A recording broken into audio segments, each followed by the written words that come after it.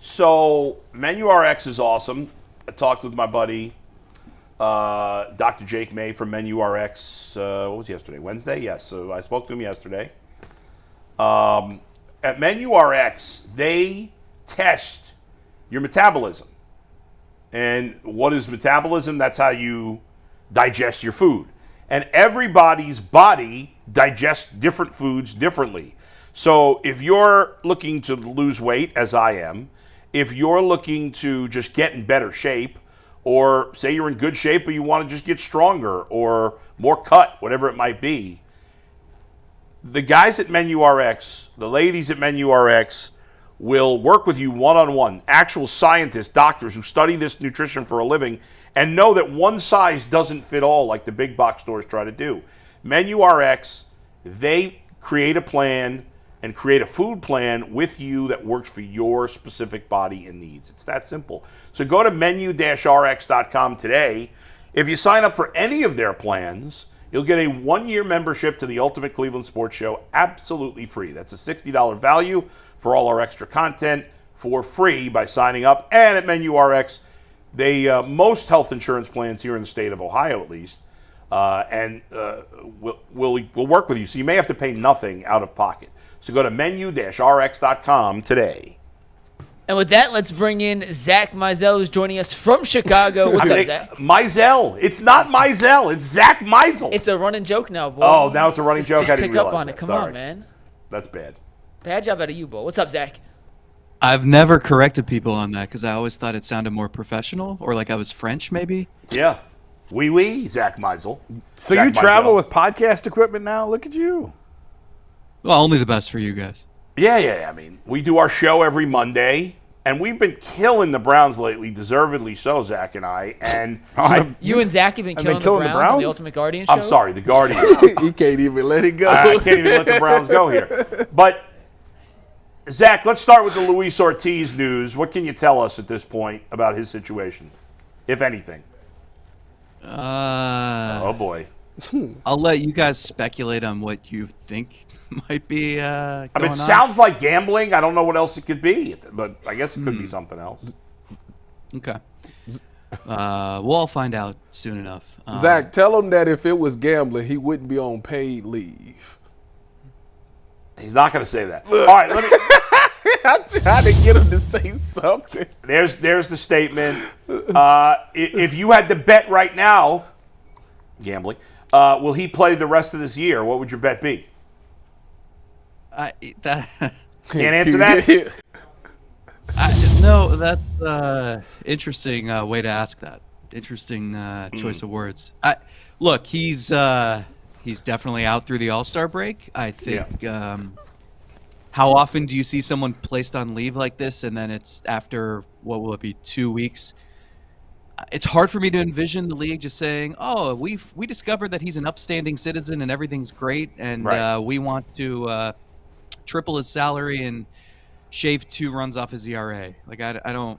Yeah. There's nothing good about this. It's definitely ominous. No, obviously this is in combination with a losing streak, longest in the league right now, of 6 after last night's loss. They try to avoid the sweep at Wrigley Field tonight, 8:05 again, and so Joey Cantillo is going to make the start. He's coming up. Yeah, I mean it's a mess. This is like the season from hell. I don't know. It's a lot of it is self-inflicted. And Bull, we've talked about this so much. Yep. You know, crushing ownership. The front office has made a lot of missteps in recent years that kind of led to this point. You can blame it on their lack of developing good hitters. They've also just had lousy luck, whether it's, Bazana missing a key year of development here, Chase Delauter missing the first couple months with an injury, Juan Brito missing the first couple months with an injury. It just seems like what could go wrong has gone wrong.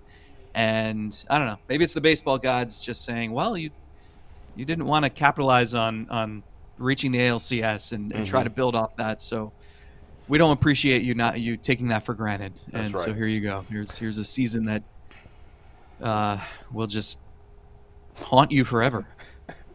Zach, how do they fix it? Like, all right, let's fast forward to the end of the season. You know, what can they do to put out a better product for next year? What would you do if you were in charge of the Guardians?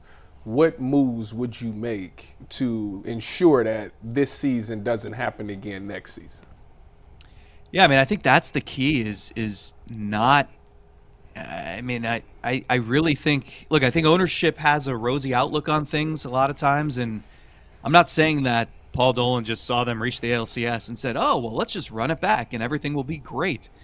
I don't know that they're that naive, but you certainly learn your lesson, I would hope, right? Like, you have to be aggressive and go make necessary moves and not just assume a lot of things are going to go right again.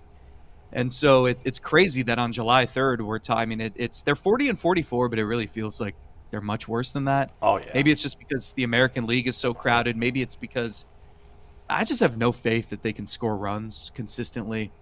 And now, you know, the one thing you could maybe say, well, maybe they could go on a run if the rotation keeps trending in the right direction. And there were signs of that, but Tanner Bibee's not been consistent enough. Gavin Williams has been better, but still not quite like elite by any means. And now Luis Ortiz is gone. So I think the quicker you shift your mindset, at least from the front office, to say, hey, this is a lost season. Like, let's move Carlos Santana so we open up a spot for Delauter or Kafis, because those guys need to be up here. And look, it's July 3rd. And you don't have to wait till August 1st to get them up here. You have a full month where they can develop in the big leagues. They both had big games again yesterday, Zach. Yeah, it's every day. Delauter hasn't had a game at AAA where he hasn't reached base. It's ridiculous. And so, you know, it stinks that, like, in early July we're talking this way, but I think it's one of those years where you just have to hope that by the end of the season, like you said, Tyvus, like, you want to feel good about some of the young pieces you have in place. Now, again, like, I can't say a sentence like that without saying what a shame and what a failure that is, given where Jose Ramirez is in his career, or given where Stephen Kwan is 2 years away from being a free agent. So the timeline is not in their favor in terms of lining things up here. But I think all you can do is just hope that you see some really good things from Delauter and Kafis and Manzardo and Brito. And that doesn't mean that you just guarantee all those guys spots next year and trot them out there and hope it works. Like, you still have to be aggressive and calculated this winter, but you need to salvage something, because the first 3 months of the season, what are the bright spots? Like, who's performed well? What can you hang your hat on? There's like nothing. Nope. You know, Zach, you mentioned Delauter and Brito. You missed a very important name. Oh, God. His name is If you John say Gabriel Arias, I'm hanging up. No. It's worse. It's John Kinsey Noel. Oh, jeez. Big Christmas. Don't you? It's starting to look like snow outside. You see that? Christmas is canceled, dude. If you just so happen to look outside, you almost can see the snowdrops coming down. Hey, Mike, I know you're listening back there. Yeah. Please make sure Tyvus is not on the panel on July 25th, Christmas in July. Oh, my Done. God. Yeah. I can do that. Zach, I do have a question for you real quick. You wrote an article, I believe it was last week. It was really good about kind of the death of guards ball and how that was their identity last year. It was something that they have kind of tied their mantra to. They put it on the Jumbotron before the game. Do you think this is a temporary, maybe year removed from that style of baseball, or do you think the organization just has to completely shift gears and kind of retire guards ball and move into a new modern day era of offensive baseball? Yeah, I mean, you hear them talk about that, and you hear, like, Stephen Vogt has said countless times over the last couple of weeks, like, oh, we just didn't play like ourselves tonight. We need to get back to ourselves. But I don't see that. I think you are who you are at this point, and I don't see signs of the team that played small ball, made a ton of contact, ran the bases with reckless abandon, went first to third, things like that, and more than anything, played clean defensively. Like, this team has been so sloppy, and they have no margin for error. So when you're kicking the ball around like you're going to lose games. So I think the guards ball, like, narrative or label, like, that doesn't apply to this team. And every team year to year is going to be different. I mean, I think back to its genesis in 2022, that team it was all like small dudes who just slapped the ball all over the place and ran fast. Like you don't have that now. Like John Kenzie Noel can't play small ball like that. So Can't play I think big ball you either. I think you just have to Hater. adapt and find an identity that suits you. But the problem with this team is I haven't seen an identity yet. I mean, they've just been so inconsistent or consistently ineffective, and it's just again, like I keep coming back to, like I don't know what their calling card is. I don't know like the strength of the 2025 team or their formula to win. I have no idea what that is 3 months in. Like I think it's the starting rotation or it's the starting pitching, but even when they went 4-2 in San Francisco and Sacramento a couple weeks ago, they didn't score more than 4 runs in any of those games. So, even when they're getting good starting pitching, like it's got to be really good just to squeak out some wins. So what do you do with Shane Bieber? Trade him. Get him back before August 1st and trade him. I mean, he'd be a huge trade chip if he gets back. He could be the biggest name on the trade market, the way the market's He and shaping up. Clase could be the 2 biggest guys. Trade them both. But I mean, do you work with him because he signed the 1+1 on where he wants to go, or do you not take that in consideration? You just have to take the best deal. I think you can have a candid conversation with him. I'm sure that when the team was plotting out whether to sign him, what the contract would look like, this had to come up. They're envisioning every possible scenario, even one where things don't go their way in the first half and they're a seller at the deadline.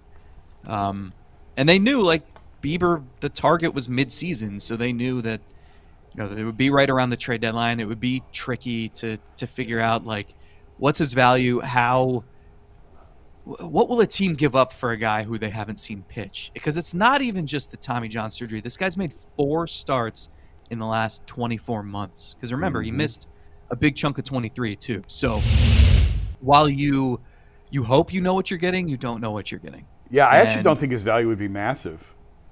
Not massive, but it would be there.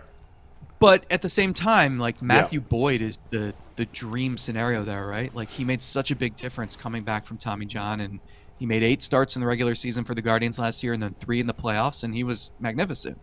And then he parlayed that into a contract with the Cubs. So there's a lot at play here, though. It's weird with Bieber having the player option for next season. You want to do right by him. You signed him. You helped him get back on the road to recovery, and he's only ever been in your organization. And I think that matters. There's comfort there. There's a question of, like, what is Bieber? Like, I still don't envision a scenario where he opts in for next season unless he has another setback and he's just this. And then year's you wouldn't completely want him. wiped out. Yeah. So you could have the conversation with him and maybe just float his name to other teams and see what they'd be willing to give up. But it's a really tricky one, or it's probably just easier to hang on to him. But even if you do that and it's a lost season, it's like, what's the point? Yeah. I mean, if he's to me, like as a Cubs fan, I would love to get him. I would give up one of their best prospects to get him, because to me, really, I would, because I think he's a different. The Cubs bullpen has been surprisingly good. It's been one of the best in baseball. Their lineup is maybe the best in baseball, certainly one of the best in baseball. They're great defensively. They run the bases well. Outside of that inning 2 nights ago where they got 3 guys out on the bases.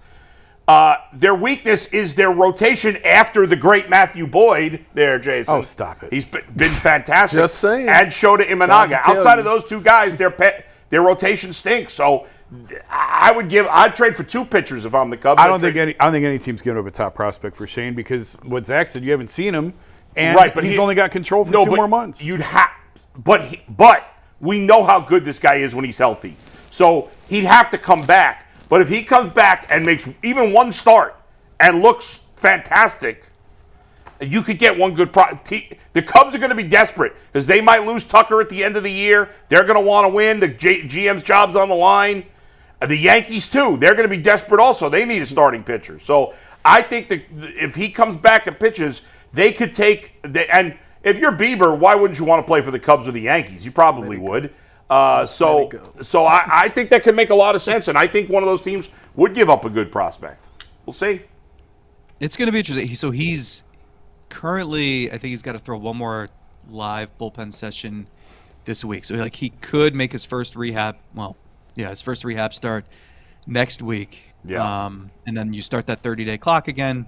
So he So may the not even make timeline- it back before No, the he deadline. might. Yeah. No, I don't think he will. I think he'll come back right after the trade deadline. So a team's going into this blind. Obviously, you'd send scouts out to Sure. Akron or Columbus or wherever he's pitching and just make sure he looks okay. But I mean, there's a lot of risk there. That's why I There don't is. know if a team would give up a top prospect for him when the best case scenario is 9 starts, maybe 10 starts, and then the playoffs, obviously. But then you're also assuming, if he does make it back for those 10 starts, he's not opting in for next season. So Sure. Yeah. it's a weird one, but it's worth. I think it's at least worth just testing the market. I think Yeah. they'll probably do that with a lot of guys. We talked about Clase. I mentioned Clase, though, and you and I have talked about this.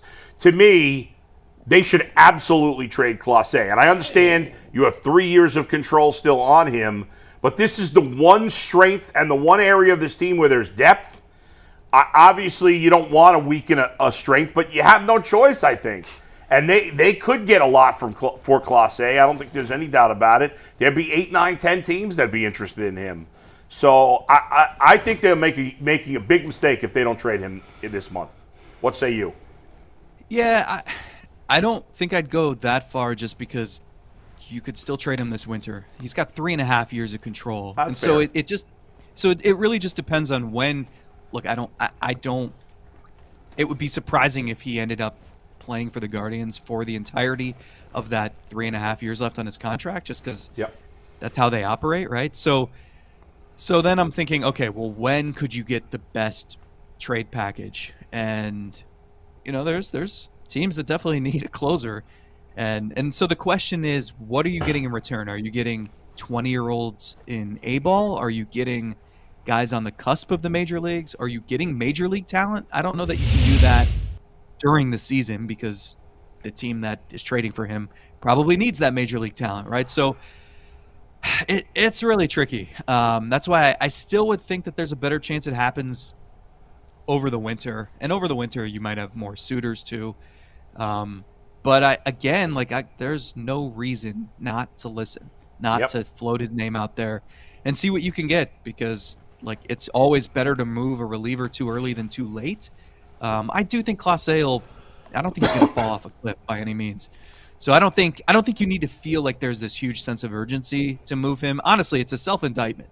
If you're trading him because you need to acquire hitters, well, you just admitted what we all know, right? You haven't developed hitters for years. So I think it'd be a shame that it would come to that, because it is nice having a guy in the 9th inning that you can trust year after year. But because they're in the situation they're in, absolutely something you should explore. Zach, you just talked about hitters. I want to ask you about a good hitter on probably one of the top hitters on the Guardians, Stephen Kwan. Do you see him as a member of the Guardians past next year's trade deadline? That's a good question, Tyvis. Thank you. I want to say yes. I don't. It's hard. I think this is the second straight year with him too, where you could trace back his offensive numbers tailing off back to when he suffered an injury. Remember, he missed a couple games, or a game he had a wrist thing that was bothering him, and he hasn't hit consistently since then. And the numbers still look good. They don't look awesome. No. I think he has a chance to be an all-star, but it's not the slam dunk it looked like it was going to be a month ago. So you're just always evaluating what are your chances of signing him to an extension, and it's still tough. He's a union rep. He's a guy who believes in himself and believes that he's got a certain value that he would want the team to match, and the team is stubborn too, and they always set a price and they don't typically budge off of that. So I'm sure that they would talk in the spring, but then that clock is ticking, and when you get to this point where he'll have 2 years after this one of team control, you have to start thinking about, okay, the options are extend him, let him play out 2 years and lose him for a draft pick, or trade him. And I think the answer to your question ultimately depends on where they're at as a team.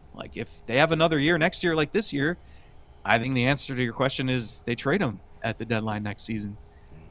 If they have a year like they did last year, I think you keep him, and I think you desperately try to sign him.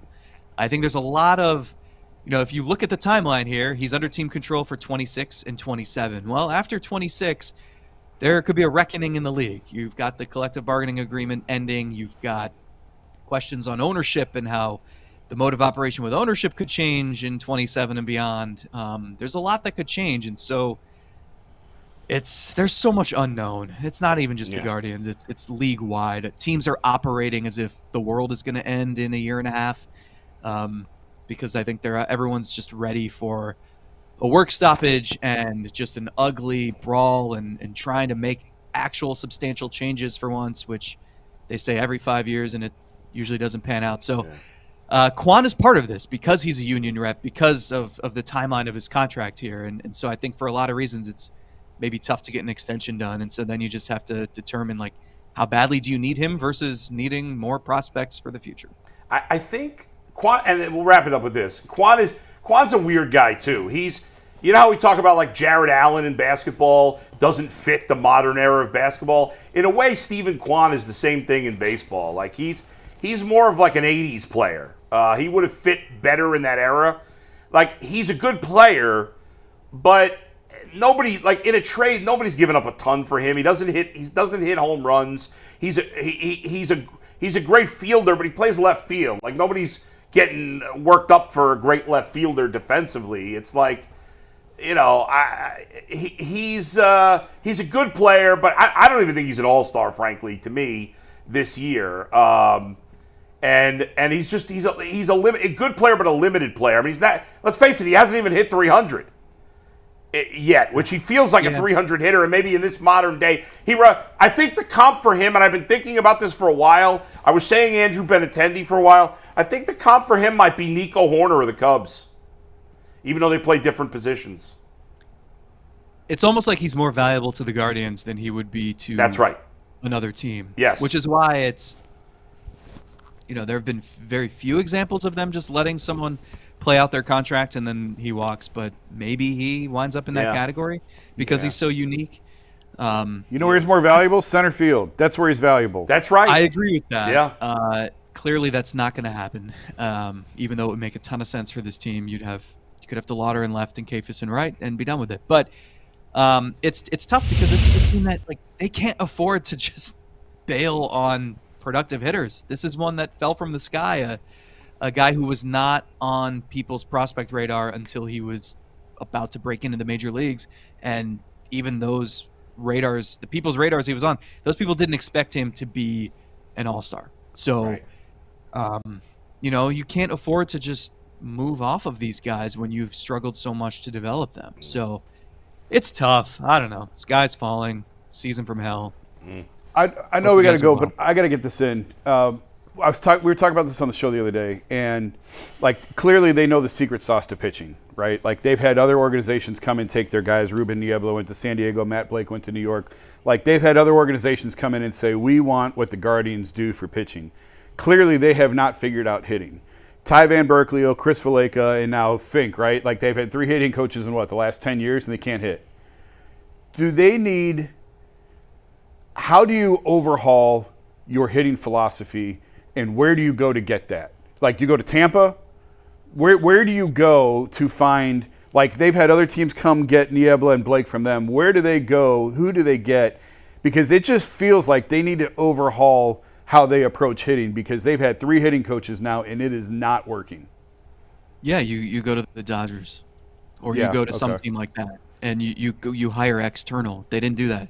Do you know that they have a vice president of hitting? Do you know that they have a senior vice president of hitting? Do you know that they have a director of hitting, a hitting coach, an assistant hitting coach, a hitting analyst, and they can't hit? Like it's unbelievable. So, they replaced Chris Valleca with an internal hire in Grant Fink, who had worked. The thought was this guy's worked with. He came from the minor leagues and he had worked with guys at all levels, and the thought was, well, we have a pretty young roster, and he's worked with Chase Delauter before. He's worked with Kyle Manzardo. He's worked with Juan Brito. So let's get him up here, and there's familiarity there already, and you don't have to, like, reset the learning curve. But I think it was a great opportunity, And sure, hindsight's 2020. Like, they hired Grant Fink, and I said, okay, whatever. We only pay attention to pitching coaches and hitting coaches usually when it's not going well, right? They're like offensive linemen. And so, but it's easy to say now, like, you had a chance to go recalibrate and go outside the organization and find someone who could anchor your hitting operation. And they stuck with internal, and it's not working. And you just hope that this doesn't set you back for more years, because a lot of times with this, with player development, you don't know if what you're doing is working until years later, when the players get to the major leagues and they don't pan out, or they do pan out, or they fizzle before they get to the major leagues. Like, it's a lengthy process. This isn't just a quick thing. So when Vallega left, it seemed like the perfect opportunity to go do, as you said, Jason, what teams have done to you on the pitching side for years, and find someone who can kind of just create their own thing. But they didn't do it. All right, everybody, watch the Ultimate Cleveland Guardian show every Monday with Zach and I, either at 9 or 9:30 in the morning. Zach, have a good final day there in Chicago, and we'll see you soon. Get you a big Christmas jersey. Oh, my Oh, Lord. would you give it up already? See you guys.